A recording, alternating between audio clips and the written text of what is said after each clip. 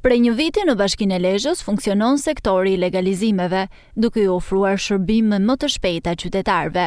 Kjo zyrë është krijuar për të lehtësuar procesin e legalizimit të ndërtimeve informale, duke shmangur vonesat dhe burokracitë që më parë kërkonin udhëtime të përsëritura drejt zyrës së Agjencisë Shtetërore të Kadastrës.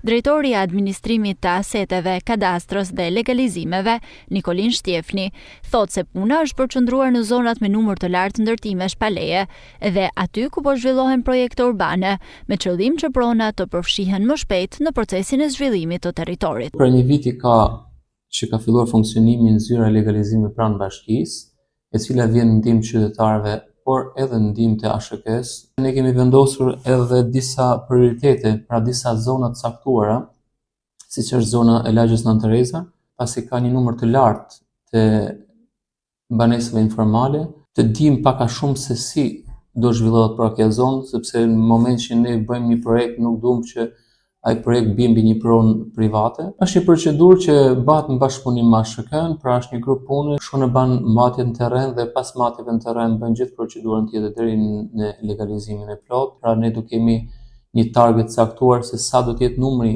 i legalizimeve që do të bëjmë. Ka shumë nga ato individ cilat kanë aplikuar, janë bën matjet, por për shkak të mundësive nuk kanë arritur të bëjnë pagesat. Pra dhe më të kjo pjesë ne mund të bëjmë edhe një selektim të këtyre grupeve, ka nga ato që kanë mundësinë dhe dëshirën dhe nevojën për ta kryer sa më shpejt, ka nga ato që është pothuajse i përfunduar procesi. Për t'ju ardhur në ndihmë qytetarëve, sektori i legalizimeve në Bashkinë Lezhë ka nisur së fundmi të kryejë edhe aplikimet në emër të tyre, duke ulur koston dhe kohën e përpunimit të dokumentave. Ky bashkëpunim ka sjellë efikasitet më të madh në punën e Agjencisë Shtetërore të Kadastrës dhe ka rritur ndjeshëm numrin e certifikatave të legalizimit të shpërndara gjatë viteve të fundit.